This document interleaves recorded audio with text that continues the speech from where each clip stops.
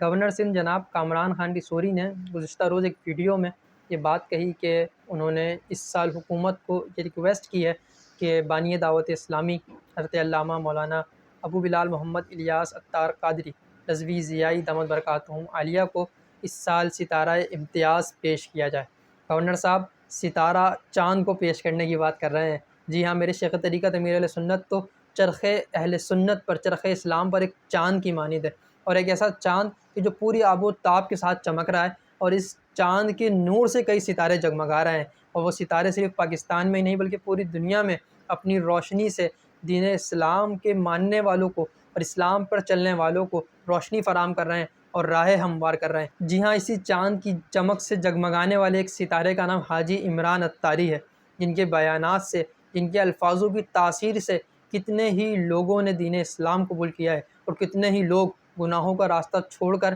نیکی کی راہ کی طرف آ گئے ہیں۔ اسی چاند کی چمک سے جگمگانے والے ایک ستارے کا نام حاجی عبدالحبیب عطاری ہے، کہ جن کے تبلیغ سے، جن کے نور سے، جن کے بیانات سے اور جن کی تبلیغی دوروں سے پوری دنیا میں اسلام کی تعلیمات عام ہوئی ہیں، لوگوں نے اسلام قبول کیا ہے، لوگوں نے اسلام پر عمل کرنا شروع کیا ہے۔ اسی چاند کی جگمگ سے، اسی چاند کے نور سے چمکنے والے ایک ستارے کا نام فضیل عطاری ہے، کہ جو UK میں، یورپ میں بیٹھ کر اسلام کی خدمات سر انجام دے رہے ہیں۔ اسی چاند کی چمک سے چمکنے والے ایک ستارے کا نام مولانا عثمان مدنی ہے، جو افریقی ممالک میں دین اسلام کی خدمات سر انجام دے رہے ہیں، اور روزانہ کی بنیاد پر لوگوں کو کلمہ پڑھا کر مسلمان کر رہے ہیں، اور لوگوں کو اسلام کی راہ کی طرف لا رہے ہیں۔ اسی چاند کی چمک سے چمکنے والے ایک ستارے کا نام مفتی محمد قاسم عطاری ہے، کہ جن کی کتابوں سے، جن کی تحریروں سے، جن کے بیانات سے صرف عوام ہی نہیں بلکہ پوری دنیا کے علماء بھی استفادہ کر رہے ہیں۔ اسی چاند کی چمکنے والے ایک ستارے کا نام مفتی محمد حسان ہے، کہ جن کے بیان کردہ مسائل سے امت کے بہت سے مسئلے حل ہو رہے ہیں،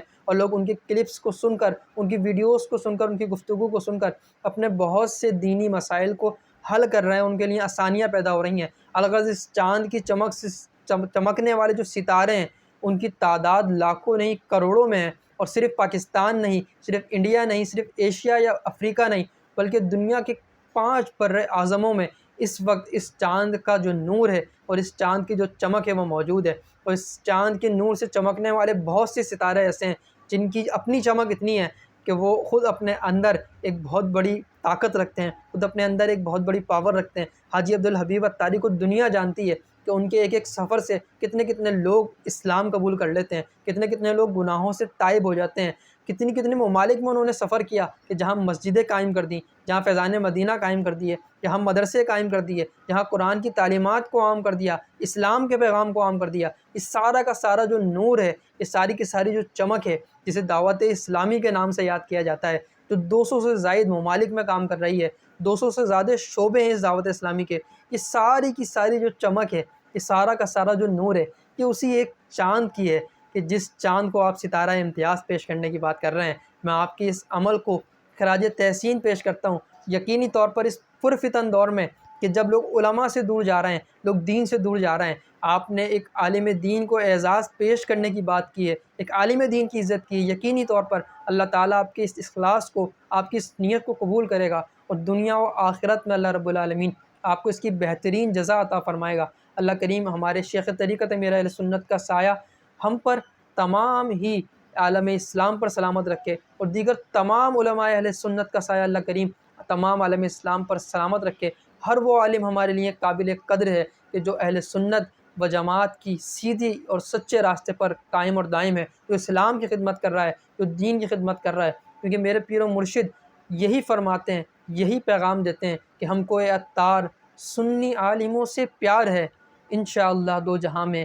اپنا بیڑا پار ہے۔ میں ایک مرتبہ پھر جناب گورنر سندھ کامران خان ٹیسوری صاحب کے اس عمل کو خراج تحسین پیش کرتا ہوں، اور حکومت سے یہ ریکویسٹ کرتا ہوں کہ یقینی طور پر وہ تمام علماء کرام، سیدی امیر اہل سنت سمیت وہ دیگر تمام علماء کرام جو دینی خدمات میں اپنی ساری ساری زندگیاں بسر کر دیتے ہیں، انہیں کم از کم آپ ستارہ امتیاز تو پیش کریں۔ ان کی خدمات کے آگے یقینی طور پر یہ ستارہ امتیاز تو کوئی معنی ہی نہیں رکھتا، کیونکہ ان کی اپنی شخصیت ایک مہتاب کے مانند ہے، سورج کے آگے دیا روشن کرنے جیسی بات ہے۔ لیکن بہرحال اپنی